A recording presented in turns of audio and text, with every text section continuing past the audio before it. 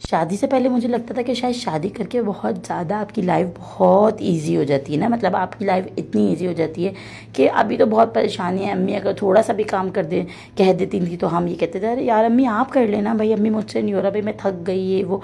तो यार शादी हो जाएगी ना तो बड़ा मज़ा आएगा ना। सो शादी का सिर्फ शादी वाला दिन मज़ेदार होता है, क्योंकि आपको उस वक्त प्रोटोकॉल मिल रहा होता है कि आप स्टेज पे बैठे होते हैं और सब आपकी पिक्चर्स ले रहे होते हैं। उसके बाद तो आपका कोई भी दिन ऐसा नहीं होता कि आपको बिठा के कोई आपके पिक्चर्स ले, बल्कि आप काम कर रहे होते और कुछ नहीं कर रहे होते।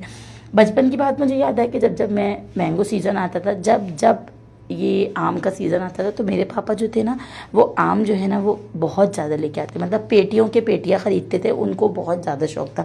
तो हमें इस तरह से मिलते थे कि हम सब, मुझे नहीं लगता कि शायद आम का शौकीन कोई भी नहीं होगा, सबको ही मैंगोज पसंद होंगे। तो हमें ये किया जाता था कि हम सबको ना डिवाइड कर दिए जाते थे कि इतने आपके हैं, इतने आपके हैं, इतने आपके हैं। अब वो आपकी मर्ज़ी है आपने कब कब खाना है। तो हम लोग बहन भाई आपस में उस पर भी लड़ते थे ना कि अब मतलब तुम अपना एक मुझे दे दो या मैं तुम्हारा ले लूँ, या चुपके से किसी का खा लिया ना बहन भाइयों की रखी हुई चीज़। पर आज आज इतने सारे आम होने के बाद भी या हर चीज़ में असर होने के बाद भी दिल नहीं चाहता। वो इसलिए क्योंकि वो बचपन नहीं है, वो बहन भाई नहीं है जो आपस में लड़ते थे, और वो पेरेंट्स भी नहीं है, क्योंकि जाहिर सी बात है आम लाने वाला जब आम जिस खुलूस से लेके आता था तो वो उसका खुलूस याद आता है, उनकी वो मोहब्बत याद आती है। ऐसा नहीं है कि अभी लाने वाला जो है वो ऐसा नहीं है, खुलूस वाला नहीं है, पर वो है कि माँ बाप का जो होता है ना वो कभी भी नहीं इंसान भूल सकता।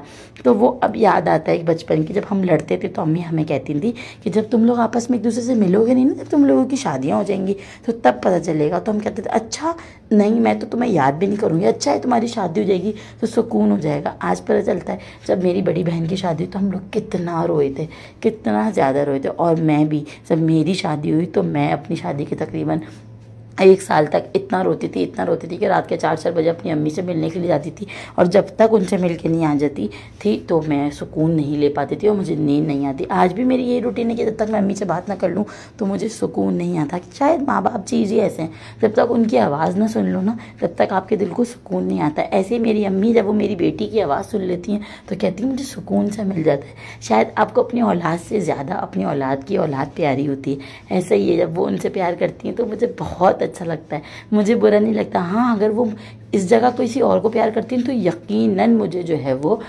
अजीब सा फील होता ना, मतलब बहुत ज़्यादा जेलसी होती। पर वो मेरी ही बेटी को प्यार करती है तो मुझे बहुत अच्छा लगता है कि उसे एटलीस्ट नानी का प्यार मिला है ना, उसे अपनी नाना का प्यार मिला है।